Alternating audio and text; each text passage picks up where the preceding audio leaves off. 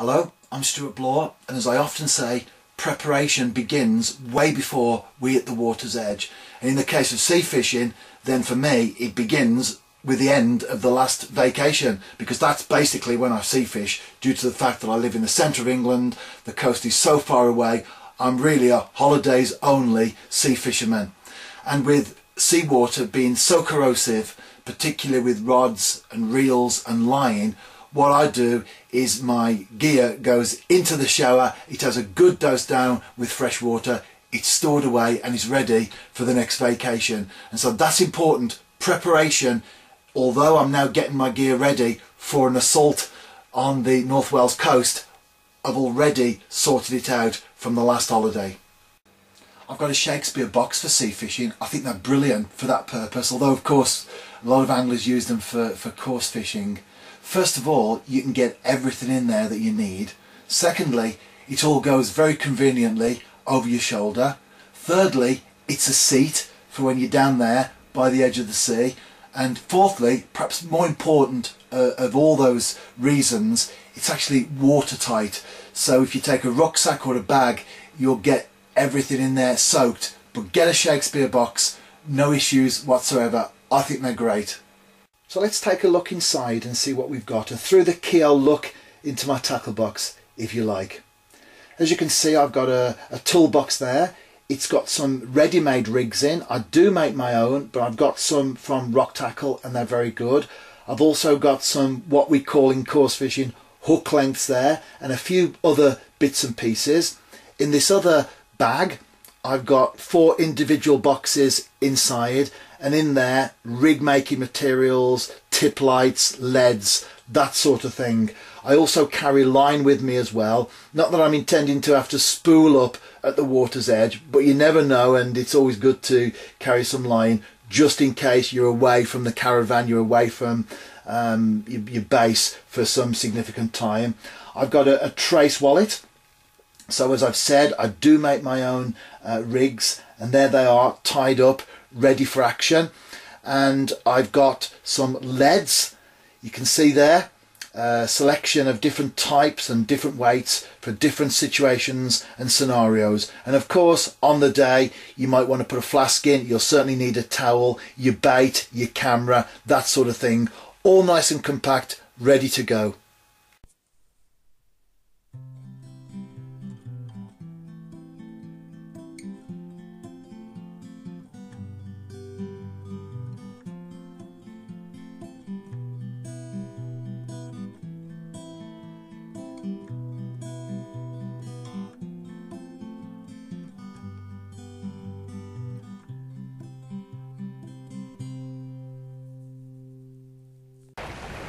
Talacre is one of my favourite sea venues, and it's actually featured on a fairly well-known advert in recent times in the UK, the Dulux, with the dog running across the beach. And if you know the advert, you'll see there's a lighthouse on there. Well, that's the lighthouse here at Talacre. One of the things about this particular place is it is quite remote, but it certainly feels that way anyway once you follow the tide out. It's a shallow beach, so the tide goes out quite quickly, and as you move along the beach following the estuary, you notice that that lighthouse becomes a tiny little stick on the horizon, and then as you drop down into the channel it disappears totally. In fact, it's so remote that many times I'm here I actually feel like Robinson Crusoe, but it's great fishing, and that's the main thing, isn't it? Also as well, being here and enjoying the place where you're at. So I love Talacre, and whenever I'm on holiday in Reel, Kinmel Bay, that sort of area, I always make a point of coming here and doing at least one session.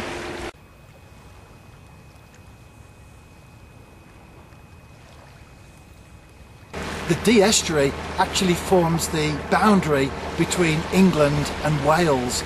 On the other side, the far bank if you like, although we're talking quite a distance, on the far bank, which you can see quite easily on a day like today, is the Wirral. And that's England. I'm here on the Welsh side. I'm after dab, but today so far I've had plenty of codling and a couple of whiting as well. In fact, I popped into the tackle shop on the way, and the guy I was talking to behind the counter said that someone had had 18 cod out last night, or codling, just very small ones. It had 18 out last night, so that certainly indicates that they're still around in fairly decent numbers. And the whiting, of course. This is the time of the year where bass and plaice are also coming out as well. It's a changeover. The winter species are still hanging on and the summer ones have come in, but really I want that dab.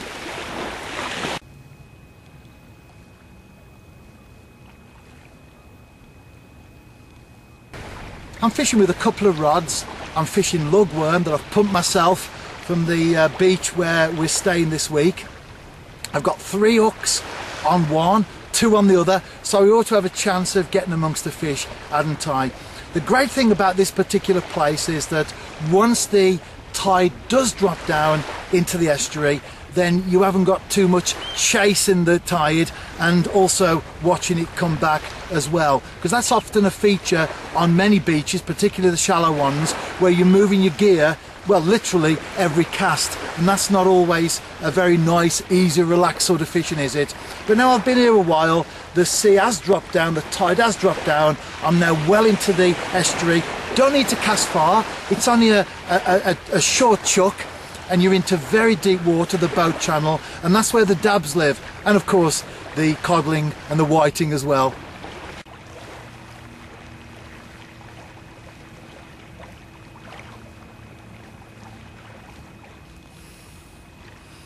Another small whiting. That's my 3rd of the session, although I've had 13 cod so far, and it's just dropped off. Let me bend down and pick it up. A crab. At last, what I came for. A beautiful dab. My favourite sea fish.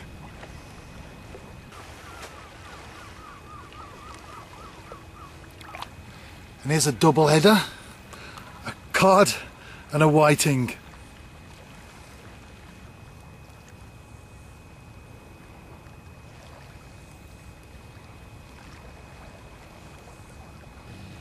It's a beautiful still evening. I'm watching the rods there. It's like a July or an August day really, as opposed to the beginning of April, but I'm not complaining, and I can see the Wirral quite clearly now.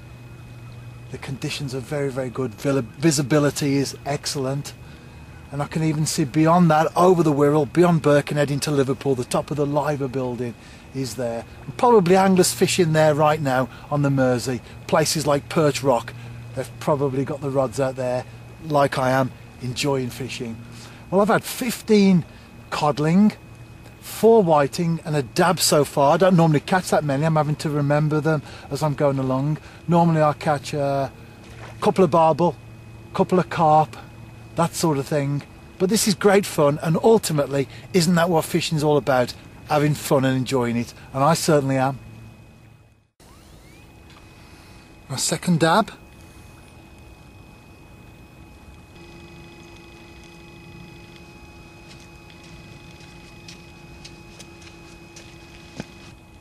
And there's my 3rd dab, and that one, like all the other fish I've caught this week, is going back. I've just caught my 4th dab. They're really coming on the feed now. I think what's happened is that the cod in particular have gone off the feed, moved out the area or whatever, and that's given the dab more chance. In fact, as the afternoon wore on, I was wondering whether I was going to have my first dab blank on this place, because I've never ever, as far as my memory is concerned anyway, come here and not caught a dab. Sometimes I might have only had a few. It's not always been easy, but I think I've always caught one. Anyway, when I put that fish back, look what happened. Rather than taking off for the deeps, it did a pike really and sulks in the margins. So look what happened as it buried itself and it tried to cover itself with sand. Fascinating, isn't it, when you observe fish like that in their natural habitat.